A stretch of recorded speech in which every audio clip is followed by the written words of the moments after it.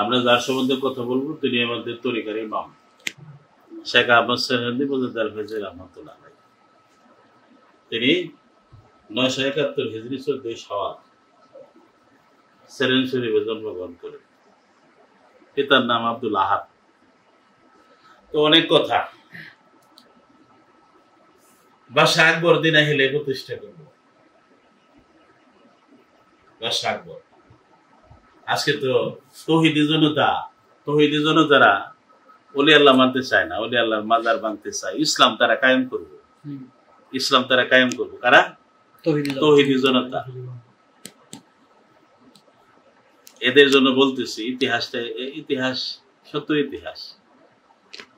মুজাদ্দেদ ফেজি রহমাতুল্লাহ আলাইহি বাদশাহ আকবর কি করলো? দিনে এলাহি প্রতিষ্ঠা করলো। দিনে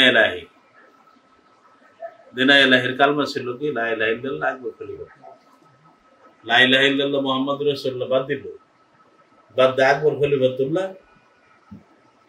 তারা বলা শুরু করলো। হাজার হাজার মানুষ তার পিছনে ছুটলো। কিন্তু আমাদের তরিকার ইমাম শেখ আহমদ সেরহিন্দি মুজাদ্দেদ ফেজি রহমাতুল্লাহ আলাইহি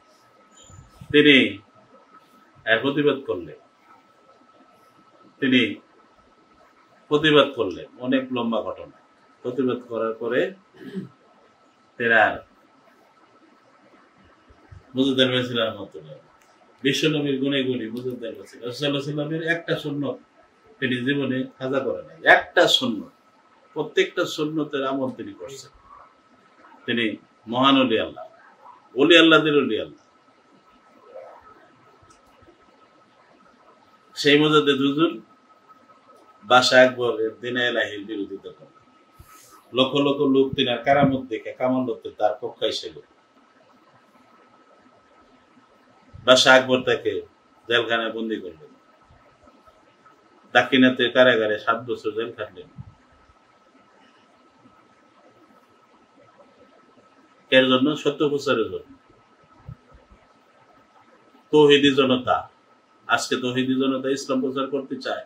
সেদিন যদি মুজাদ্দেদ হুজুর না দাঁড়াইতেন তাহলে ইসলাম থাকতো না। ভারতীয় উপমহাদেশে ইসলাম ধ্বংস হয়ে যেত। থাকতো দিনে এলাহি, লা ইলাহা ইল্লাল্লাহ, আকবর খলিফাতুল্লাহ। অনেক তৌহিদি জনতা, অনেক আলেম তার পক্ষে চলে গেছে, টাকায় বিক্রি হয়ে গেছে বাদশাহ আকবরের কাছে। কিন্তু মুজাদ্দেদ ফেজি রহমাতুল্লাহ আলাইহির আধ্যাত্মিক শক্তির কাছে তারা পরাজিত হয়েছে। বাধ্য হয়ে বাদশাহ আকবর মুজাদ্দেদ হুজুরকে মেনে নিতে বাধ্য হয়েছে। ইতিহাসরা আজকে তৌহিদি জনতার পড়া উচিত। 13 সালে আমাদের লেখা বিশ্বনবীর গুণে গুণী মুজাদ্দেদ ফেজি।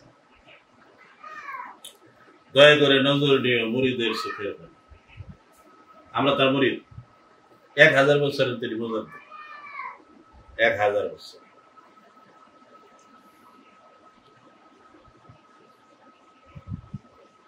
মুজাদ্দেদ ফেজি রহমাতুল্লাহ তিনি কি করলেন? মুজাদ্দেদের তরিকা প্রতিষ্ঠা করলেন। বিশ্বনবীর গুণে গুণী মুজাদ্দেদ ফেজি। রাজি মৌলা তোমার উপর সেরহিন্দি কাটায় কাবাবা, আজও তোমার পাক দরবারে আশেকের কান্না শুনে। হ্যাঁ, আজও আশেকেরা যায় সেখানে মুজাদ্দেদ হুজুরের রোজায় ফায়াজ পেতেছে। জান্দাওয়ালি, একে বলে জান্দাওয়ালি। তিনি সুন্নতের তার বিরোধিতা করার মতো একটা ওয়াহাবি খারেজি কওমি কেউ নাই। এত সুন্দরভাবে ইসলাম কাকে বলে, সুন্নত কাকে বলে, তরিকা কাকে বলে, কিভাবে আল্লাহকে পাইতে হবে মাকতুবাত শরীফের ভিতরে তিনি স্পষ্ট উল্লেখ করে গেছে। তিনার মাকতুবাত পৃথিবীর তাসাউফের শ্রেষ্ঠ কিতাব।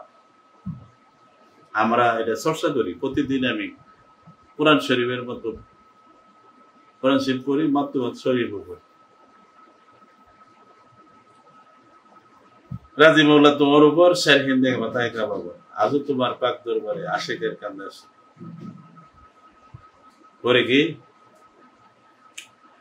তিনি কি করলেন? আর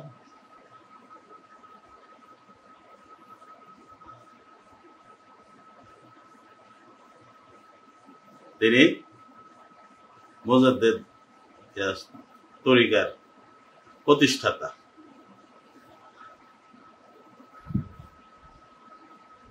বাদশাহ আকবরের দিনে এলাহি তিনার দ্বারাই নিপাত হয়েছে। সেদিন যদি আকবরের এই থাকতো, তাহলে আজকে ইসলামটা কোথায় থাকতো? তুমি তো ইসলামের মুহিম ধ্বংস করছো দিনা এলাহি, মোজাদ্দেদের নিশান্তনে শোনা এলা প্রেমের বাণী, দিনা এলাই ধ্বংস করছো মোজাদ্দেদ। ইতিহাস সাক্ষী, ভারতীয় উপমহাদেশের ইতিহাস। এই বাংলাদেশে তো সেই ব্রিটিশদের কি কয় এদের অধীনে ছিল, কি কয় বাদশাহ আকবরের অধীনস্থ ছিল এরা। এরা সব সেই দিনে এলাহির ছিল। এ যদি পাকসরে দেখা দিও গড়লে দেবে, বহু দূরে থেকে আমি তোমারে মুর্শিদ মানি, আমরা দিনের মুর্শিদ মানি। কিন্তু তিনি বলে গেছেন যে আমার এই তরিকার মধ্যে যারা আসবে আমি তাদেরকে না নিয়ে বেহেশতের সুখানে পারা দেব।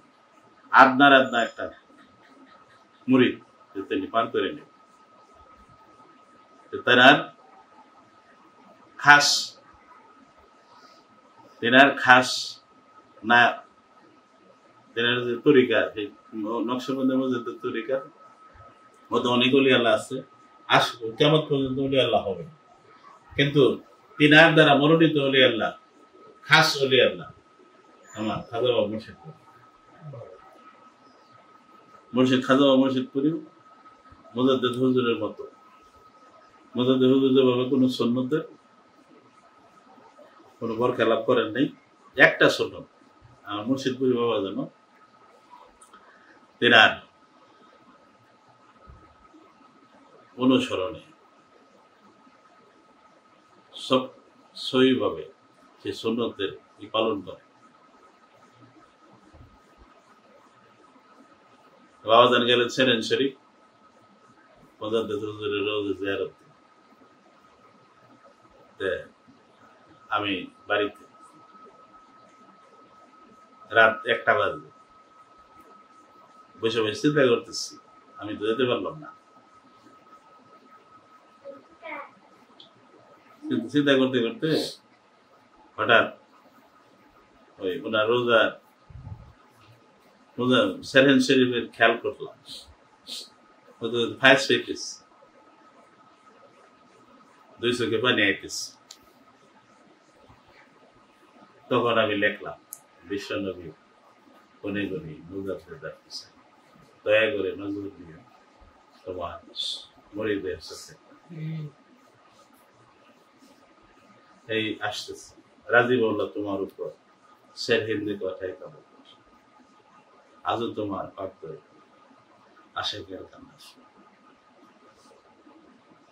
তুই মুজাদ্দেদ দিয়ে খান্দা কেমন পর্যন্ত কায়েম থাকবে। কেউ ফু দিয়া আল্লাহর প্রদীপকে নিভাইতে পারে না, আল্লাহর প্রদীপকে কেউ ফু দিয়া নিভাইতে পারে না, ব্যর্থ চেষ্টা করবে। এক মৌলবীরে শুনলাম বলতেছে খাজা বাবা বোয়া, খাজা মনির চিশতি রহমাতুল্লাহ আলাইহি বলে বোয়া।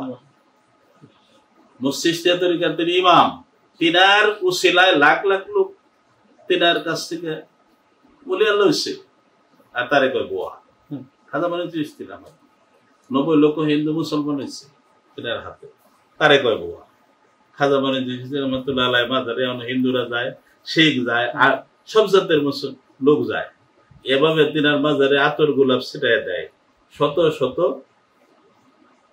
হাজার হাজার লোক দেয় আতর গোলাপ ছিটায়, ট্রেন দিয়ে আতর গোলাপ যেতেছে, আতর গোলাপের জল যেতেছে, তারে কয় বোয়া। এত হিংসা কে ওলি আল্লাহদের প্রতি? কোরআন মানি হাদিস মানি ওলি আল্লাহ মানি না। ওয়াকুনু মা সাদিকিন, সাদিকিন কে? এদিনা সিরাতুল মুস্তাকিম সিরাতুল লাযিনা আনআমতা আলাইহিম গায়রিল মাগদুবি আলাইহিম ওয়ালাদ-দাল্লিন। প্রত্যেক রাকাতে কইতেছে, আর এরাই এই গাধারা কয় ওলি আল্লাহ মানি না। আল্লাহ বলতেছে তুমি সিরাতুল মুস্তাকিমের পথে চলতে হবে। সিরাতুল মুস্তাকিমটা কি? সিরাতুল লাযিনা আনআমতা আলাইহিম, যাদেরকে আল্লাহ নিয়ামত দান করেছে তারাই হলো ওলি আল্লাহ, নিয়ামত প্রাপ্ত বান্দাগারা, নবী, রাসূল, শহীদ, সিদ্দিক, সালিহ। সালিহীন ব্যক্তি কি? সালিহীন ব্যক্তিকে নবী ছিল নবুয়ত, ওলি আল্লাহ ছিল বেলায়েত, কারামত, এতে তো কোনো কারামত নেই। এতে আমরা কোরআন মানি। কোরআন কি মানে? কোরআন কি মানে? সূরা বাকারা কেন এলো? সূরা বাকারা গরু, সূরা বাকারা মানে গরু। এই গরুওয়ালার বাড়ির গরুওয়ালাকে, গরুর নাম কি? এই গরুটা কার গরু? আছে উসিলা মানি না। সূরা নমল, পিঁপড়া, এই পিঁপড়াটা জান্নাতবাসী হবে কেন? কার উসিলা হবে? আসহাবে কাহফের কুকুর জান্নাতবাসী হবে। সূরা কাহফ, সূরা কোরআন মানি। কোরআন মানে যে সূরা কাহফ মানতে হবে না? সূরা কাহফ মানতে হবে না? কোরআন আমরা বেলায়েত মানি না, বেলায়েতি জ্ঞান মানি। ওয়াল্লামনাহু মিন লাদুন্না ইলমা, আমি বিশেষ বিদ্যা দান করছি খিজিরকে। এগুলো কোরআনে আসেনি। কোরআন মানি। কোরআন কই মানো? কোরআন যদি মানো তাহলে এই আয়াত কি করবা? আমরা কোরআন মানি। একজন নবী, একজন ওলি আল্লাহ ছিল, নাম তার কি নাম তার? সূরা লোকমান। সূরা লোকমান। লোকমান আলাইহিস সালাতু ওয়াস সালামের কথা আল্লাহ বলেছেন। তিনি ওলি আল্লাহ, তিনি নবী না। তিনি ওলি আল্লাহ। খাজা খেজুরের কথা বলছি কোরআনে আল্লাহ। খাজা খেজুর নবী না, ওলি আল্লাহ। মরিয়ম এর কথা বলছে। মরিয়ম ওলি নবী না, ওলি আল্লাহ। হুনালিকা দা জাকারিয়া রাব্বু, অমৌসুমী ফল খাইতেছে মরিয়ম। জাকারিয়া আলাইহিস সালাম বলল, এর ফল কই পাইলা? আল্লাহ পক্ষ থেকে পাঠাইছে, বাইতুল মুকাদ্দাস বসে। ওলি আল্লাহর কথা আল্লাহ কোরআনে বলে নাই। আর তোমরা বলতেছো যে আমরা ওলি আল্লাহ, খাজা বাবা বুয়া। খাজা বাবা কেমনে বুয়া হইলো? ওলি আল্লাহর কথা তো আছে। কই ধরে টান দিয়েছে দেখছো? খাজা মরিন চিশতি রহমাতুল্লাহ আলাইহিকে কয় বুয়া। খাজা মরিন চিশতি রহমাতুল্লাহ আলাইহি বোঝাতে যদি বুয়া হয় আমাদের কোনো অস্তিত্ব থাকলো নাকি? আজকে তরিকপন্থীরা কত দরকার, সব হিসাব দিতে হবে। এইভাবে জান্নাত দিবে সে হয়ে যাবে তোমরা? রাসূল সাল্লাল্লাহু আলাইহি ওয়াসাল্লামের কাছে হিসাব দিতে হবে, হিসাব দিতে হবে। মুজাদ্দিদ হুজুরের কাছে হিসাব দিতে হবে। আমার খানদানভুক্ত হইয়া, আমার তরিকাভুক্ত হইয়া তোমরা কেমন করে রাসূলুল্লাহ সাল্লাল্লাহু আলাইহি ওয়াসাল্লামের শানে আঘাত তোমরা সহ্য করলা, চুপ থেকেলা?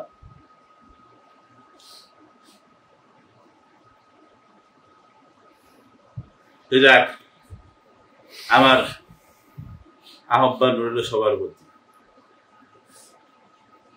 হিংসা নিন্দা বিলে ইসলামের স্বার্থে, মুক্তির স্বার্থে, আল্লাহ রাসূলের নুরানি কদমের দিকে তাকায়া আসেন আমরা সবাই একতাবদ্ধ হই। খাজা বাবাকে বুয়া বলার দুঃসাহস যেন কেউ দেখাইতে না পারে। আসসালামু আলাইকুম।